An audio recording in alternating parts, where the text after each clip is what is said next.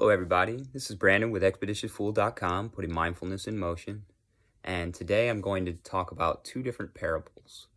And with these parables here, what it is it's a way of explaining some of the challenges, some of the pitfalls from a true experience with the divine and transcending those depression, anxiety, things on a deep level. To where they're not affecting our lives as much anymore. And these are common pitfalls that a lot on the spiritual path already, right? If you're not, then you're probably not on my page, or I've probably offended you. And even if you are on the spiritual path, if you don't understand these deeply enough, I've probably already offended you, or I may in the future. So really think about these two parables. So the first one is going to be the parable of the poison arrow, right? And this was told by Buddha.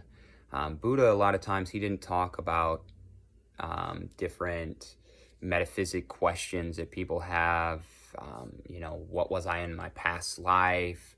How do I figure out, are aliens interfering with us? These different things, different rabbit holes we can go down, right? And they are interesting. But Buddha warned his disciples to try and limit the amount of engagement they go into this. Reason being, so the parable of the poison arrow, he explained, somebody gets shot with a poison arrow and there's a doctor right there. Right, the doctor wants to take the poison arrow out so he can start stopping the poison, heal the wound, and take care of it, right? But before the man who is suffering will allow him to take that arrow out, he says, well, I have to know who shot me first. I have to know about him. What's his family like? What's this? What's that? Right? And as he's questioning these things, what happens? The man perishes. And that's kind of the way it works with our time. In this mortal body, you only have a certain limited number of time, a limited amount of energy. Definitely until you can tap into the foundings that are found at the end of these parables, which is that infinite source, right? So until then, what can we do? We can remove the suffering, right? So until you know how to remove the suffering, until you've contemplated that enough and you figured that out, then the rest of this is kind of, it's more distraction. Not necessarily, invalid, just not enough time in this mortal body, right? The next parable I want to talk about is the sage by the riverbank. And I've used this one a couple different times because this is the type of spiritual seekers that come to me. This is the type of spiritual seekers that understand are the ones that are different than the boy in this story. And this is the type of teachings that I offer. So the sage is sitting by the bank and he's meditating. A young man comes up to him and he says, I want to be your disciple. I can see you've been meditating here for a long time. Every single day I come here and you're here.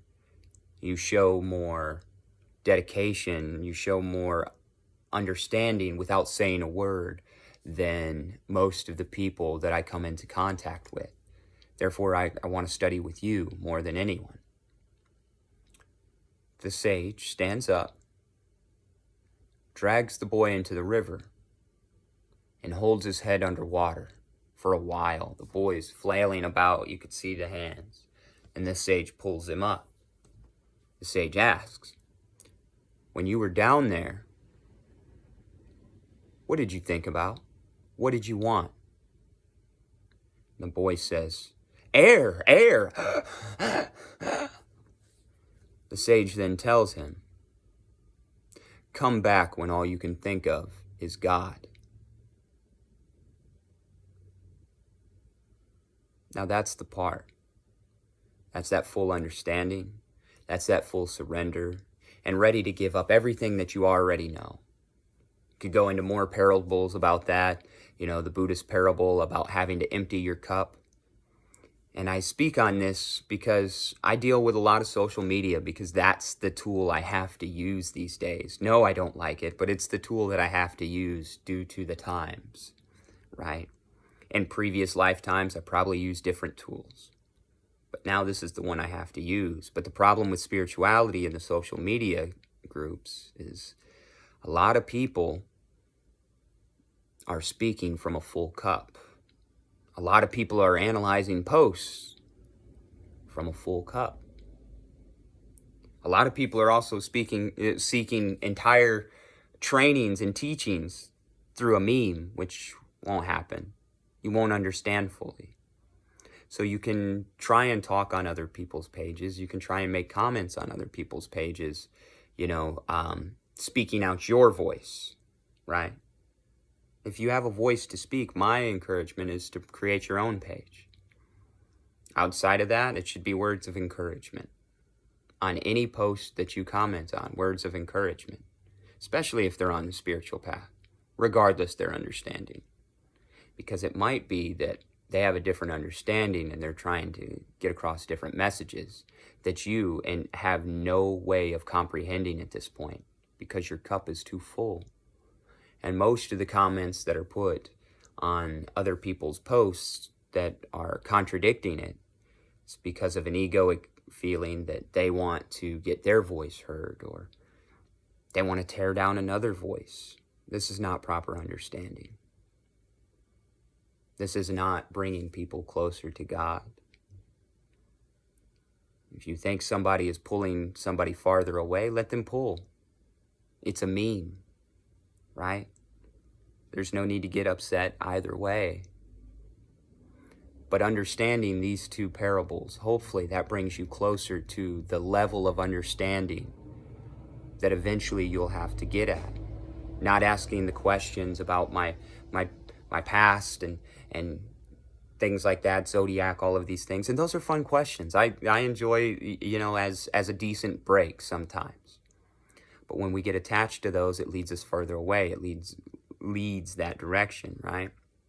And if the main thing when you're drowning that you are not thinking of is God, then you need to seek out a teacher that does have that understanding.